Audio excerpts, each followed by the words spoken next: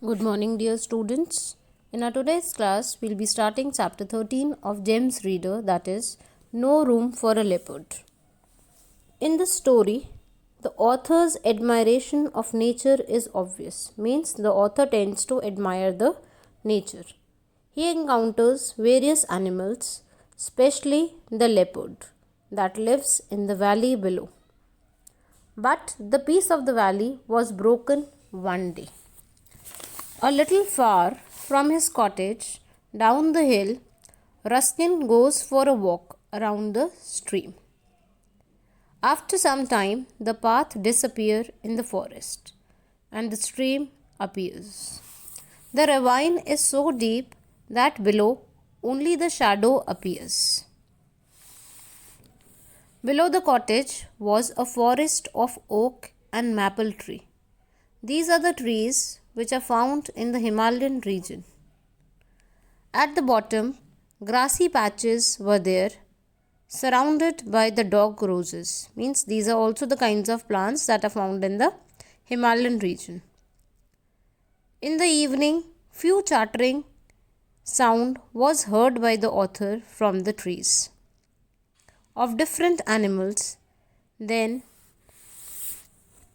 a shower of pebbles came rattling down the steep hillside. Rattling means coming down, or you can say the pebbles came down from the top of the hill to the bottom.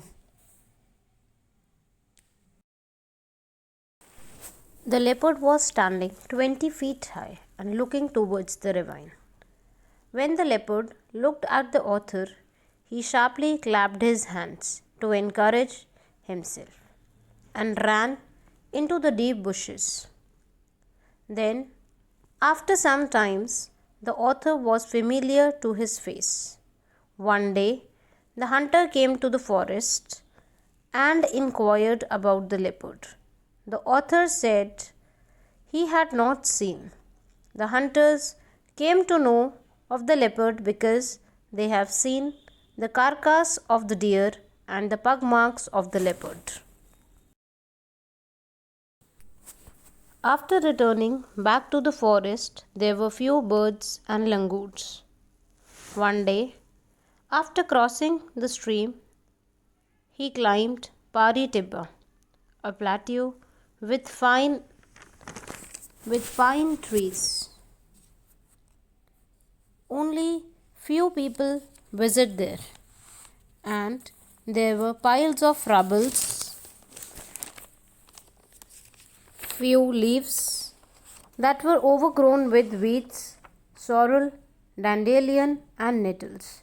Sorrel means a kind of plant that has bitter leaves that is used in salads, soup, and sauces, whereas nettle means plants with jagged leaves, means leaves that have hairs on its top. As the author walked through the roofless ruins, there was silence all around because nobody lived there, as it was a roofless place. Then, what happened?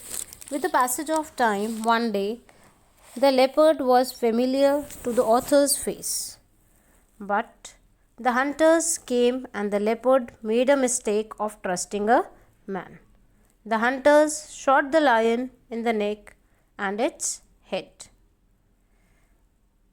He remembered the lines of the poem by D.H. Lawrence and climbed up the steep and the lonely path to his home. The words echoed in his mind.